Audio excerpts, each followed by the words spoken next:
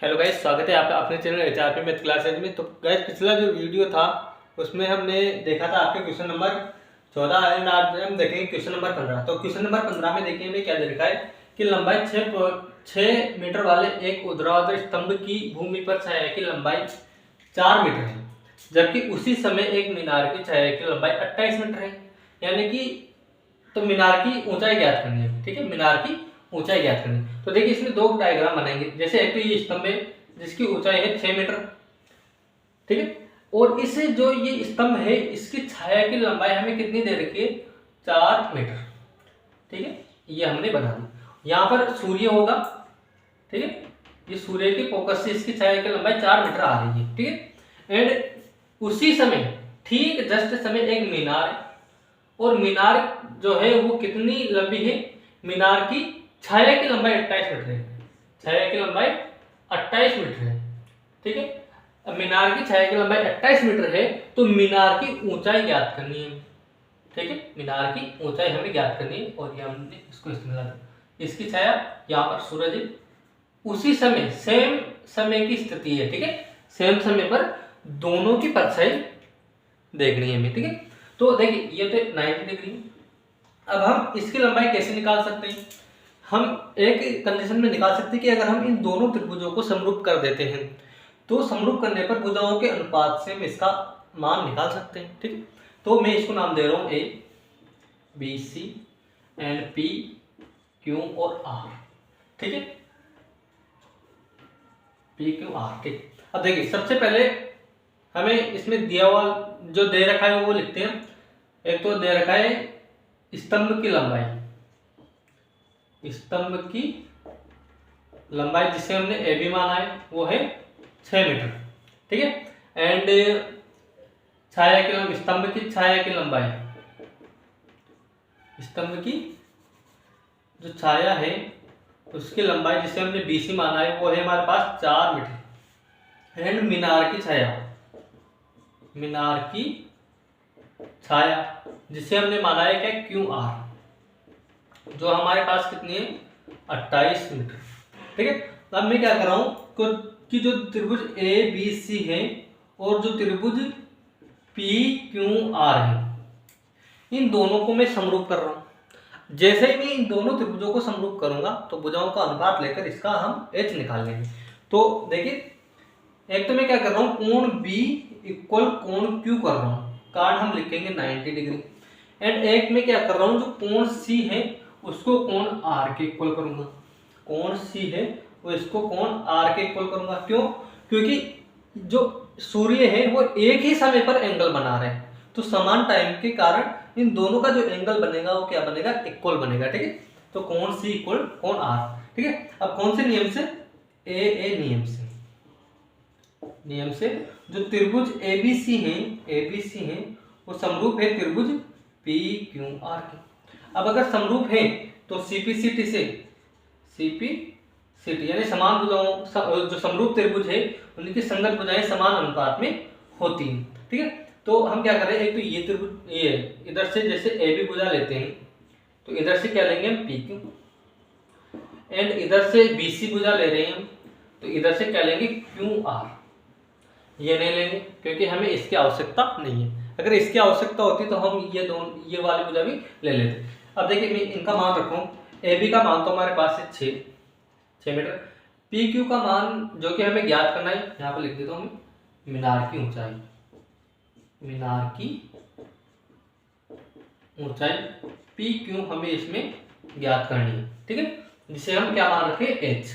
तो P Q की जगह ये एच, एंड बी सी हमारे पास देखिए छाया 4, एंड क्यू आर हमारे पास है 28 मीटर। ठीक है, अब इससे इसको काट देंगे कितनी बार, 1/7। ठीक है, अब इसको क्रॉस मल्टीप्लाई करेंगे तो एच इक्वल टू 642 यानी 42 मीटर। यानी कि जो हमारे पास ये मीनार है इसकी जो कुल लेंथ है, कुल ऊंचाई है, लंबाई है, वो कितनी आ जाएगी हमारे पास, 42 मीटर। ठीक है, इसकी ऊंचाई 42 metre. Pause the video, note it down. देखिए गाइस, नेक्स्ट जो क्वेश्चन है, क्वेश्चन नंबर 16, वो किस प्रकार है हमारे पास कि AD और PM त्रिभुज ABC और PQR की क्रमशः माध्यिकाएं हैं। यानी कि दो त्रिभुज है हमारे पास, एक तो कौन सा है ABC, एक त्रिभुज तो हमारे पास क्या है ABC, एंड एक त्रिभुज है हमारे पास PQR। ठीक है, ये हमारे पास दो त्रिभुज है PQR। ठीक है, और इन दोनों त्रिभुजों की माध्यिकाएं ही, एक तो है AD, एक तो AD माध्यिकाएं,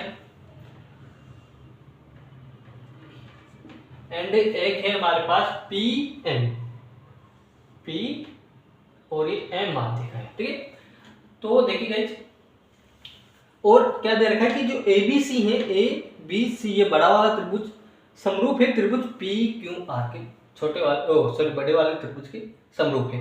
सिद्ध करना है हमें कि जो AB अपॉन PQ है, देखिए AB अपॉन PQ यानी इस भुजा और इस भुजा का अनुपात इक्वल है किसके, AD एंड PM के अनुपात के, यानी दोनों माध्यिकाओं के अनुपात के इक्वल ही हमें इसमें प्रूव करना है। तो सबसे पहले देखिए हमें जो दे रखा है वो लिखेंगे, दिया है क्या दे रखा है इसमें हमें दे रखा है कि जो AB है, AB व PM माध्यिकाएं हैं।